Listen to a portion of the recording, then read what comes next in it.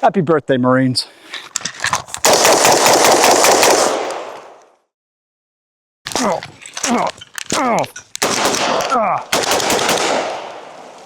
Ooh, happy birthday. Tomorrow is the 250th birthday of the United States Marine Corps, and to celebrate that, I'm gonna talk about the M16A4 that you see right here, the Sabre 15 M16A4 from where?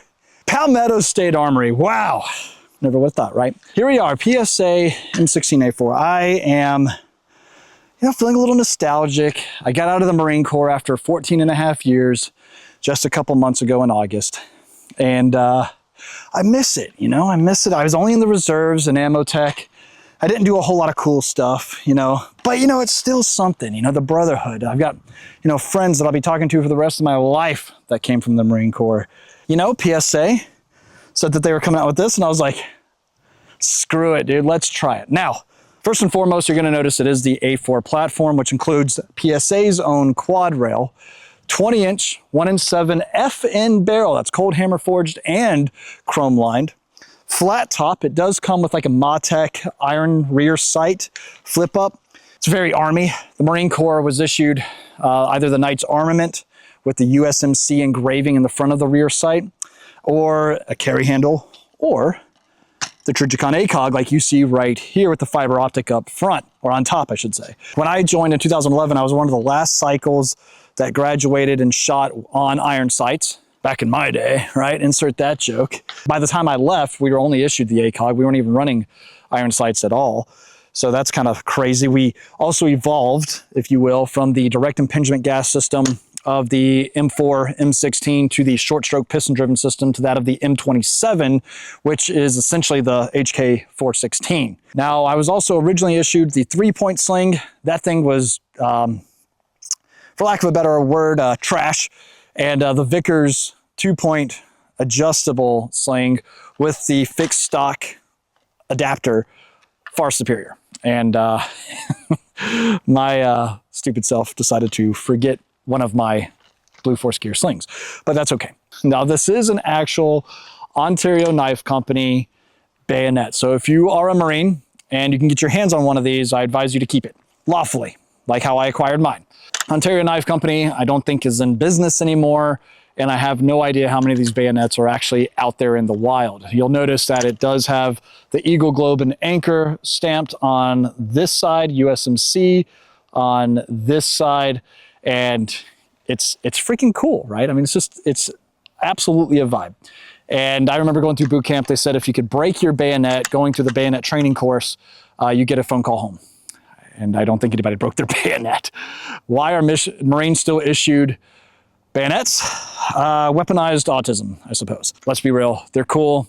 A fixed blade knife on the battlefield or anywhere for that matter is valuable, so rock one. The rail covers that comes with the PSA rail on their Sabre 15 are just snap-on. These are my personal Knight's Armament and PNS Products rail covers. They are adjustable, they slide, lock into place. I like these better personally, and if you're going for more of that cloner look, those are the rail covers you want to go with. It also does come with the broom handle vertical grip.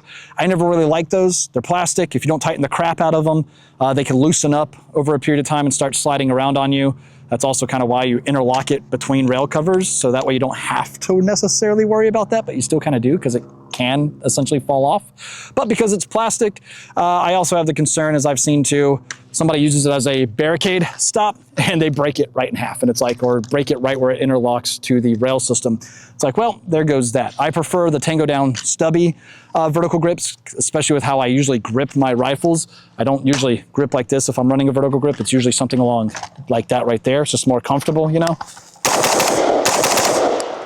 Oh, that thing does feel good to shoot, I will say. The rifle length gas system on the M16 20-inch barrel, which is ideal for the 5.56 cartridge. We'll talk about that in just a moment. But because the 5.56 is already such an easily manageable round to shoot, accurate, fast, it's very light recoiling, very fun to shoot. Like I said, rifle length gas system coupled with a rifle length buffer system. I mean, guys, like this thing, extremely light recoiling. Now, obviously, there's advantages to shorter barrels, you know, like room clearing and stuff like that. But say that to the Marines who twice took Fallujah, clearing street to street, house to house, room by room with something just like this. Those badasses are doing absolute work with the 20-inch barrel, which you'll notice if you couple that with perhaps the 55 grain M193, it will absolutely devastate some body armor. Velocity is typically what kills or compromises, defeats body armor. So you couple that with a fast-moving projectile moving at least 3,000 feet per second, which is easily attainable from this barrel length, it's going to do some damage. Couple that even furthermore with like the 62 grain green tip M855, which is a standard issue round for the service, for the military service. It does all right. It's got a steel penetrator in it, which does not make it, by the way, does not make it armor piercing. It's there to make it more barrier blind, shooting through things like cinder blocks and stuff like that, right? And then you got the M855A1, which is the steel tipped awesomeness round, which is coming there to further give you a bad day if you're hiding behind some barriers. Obviously, shorter barrels are easier for home defense, things like that. But if you are looking for something more of like a fighting rifle, then that 20-inch barrel is awesome. Like I said before already, with the Saber 15, FN did provide the barrels for these rifles, which is pretty impressive. All of that, and you get what I'm considering a pretty decent rifle for right around $1,000, which is crazy to me. The Marine Corps teaches a lot of different shooting positions. We can come back here and, you know, sit, kneeling, standing, prone, all that type of stuff. And that's what, you know, makes this gun kind of, honestly, really fun to shoot here. This is one of the sitting positions.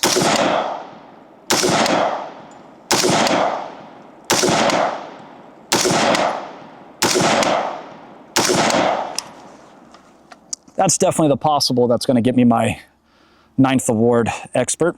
If you know what I'm talking about, you're obviously, you know, just go and like this video. I am impressed with what Palmetto State Armory has done here. Even all the different features like on the lower receiver, things from, well, property of the United States government, M16A4, caliber 5.56 stamped on the left side of the receiver. You'll also notice more, of course, Marine Corps stamped right here, semi-safe and burst.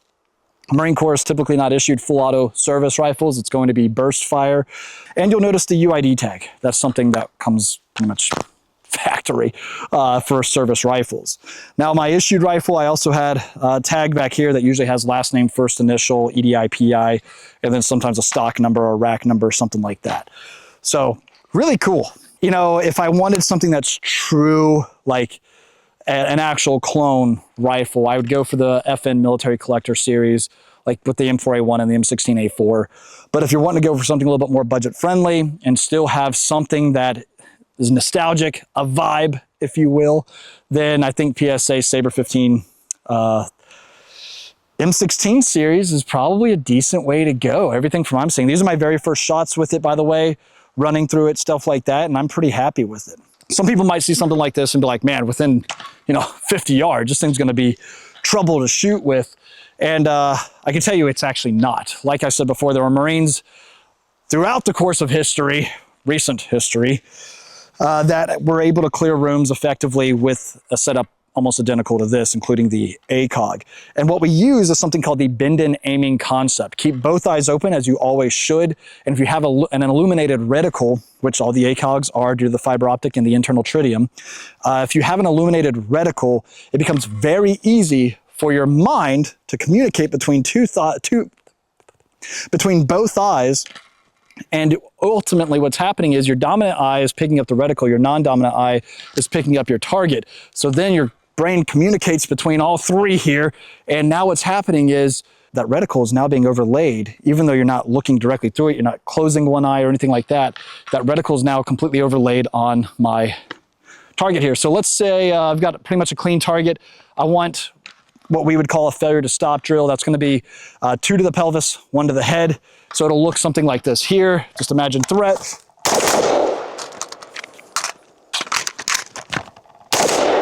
Okay, 1, 2, and then it was that impact right there, right?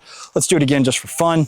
And again, this is one of the drills that was also part of the annual rifle qualification. which I actually liked a lot. The annual rifle qualification versus like the traditional rifle qual that the Marines adapted. The ARQ I definitely find to be a lot more combat practical. You're in full kit and you're able to use barricades. You are using barricades, which makes a lot of sense because typically you're not engaging your targets out in the open. Usually you're under or beside, next to some sort of cover, right? But a failure to stop drill, again, looks something like this.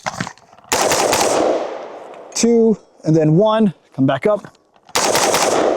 And then if you're doing it on multiple targets, right, I usually try to like center myself up, and usually it goes 1, 2, 1, 1, 2. Final takeaway is, hey, you guys know me, I'm not a fan of the A2 grip. The A2 grip on here though just makes sense because again, this is supposed to be reminiscent of the actual service rifle. The trigger on it feels pretty freaking good. Actually, we can go and ghost that for you guys. It's your standard mil spec. Okay, so clear. Let's go ahead and show off this trigger. We are on semi, obviously, because we're not going into a third position, unfortunately. You know, which is kind of stupid. Short barrels, full autos, silencers, these things they shouldn't be regulated. I mean, firearms shouldn't be regulated. And all gun laws are an infringement. Join Gun Owners of America today. Become a member because we are actively fighting to, well, repeal, dismantle, remove anti-gun legislation like the National Firearms Act, like the Gun Control Act, like Hughes Amendment, and so many others that are currently on the books. They don't need to exist. So become a member, help our fight there. And if you haven't checked out my friends over at Monadnock Firearms, check them out. That's where I pick up all of my 2A awesomeness. Check those guys out. They've been friends of the channel since day number 1. God bless them. So you're going to notice it is a single stage trigger, essentially meaning where you're going to have a same continuous pull all the way through. Okay. Feels all right. Nothing to write home about. Yeah. A little gritty on the take up. Nice smooth reset though. It's only going to feel better the more rounds I get through it though. But yeah, standard mil spec. It feels, again, just like what I'm issued. So was issued. Dang it. But yeah. That is just something to say, man. Again, that light recoil from the 5.56 round, that 20-inch barrel, the rifling system, rifling buffer system. You guys see just how freaking fun that is to shoot. Good, I got another mag. All right. Now, like I said, if I am going true clone, probably pick up one of the FN military collectors, but this, if you guys are looking to be balling on a budget, look for that fighting rifle, that standard issue fighting rifle. PSA might have a solution for you. All right. We'll leave it off there, guys. Hey, if you do get something like this, you want to beautifully display it, check out my friends over at Hold Up Displays. They are made in America, making high quality, if not the highest quality, displaying walls for all of your Second Amendment awesomeness. And my friends over at Gun Camp, that's Twisted Rhymes organization, actively getting people involved in the Second Amendment, teaching, educating, putting out information and knowledge, and that's what we need more of in this country.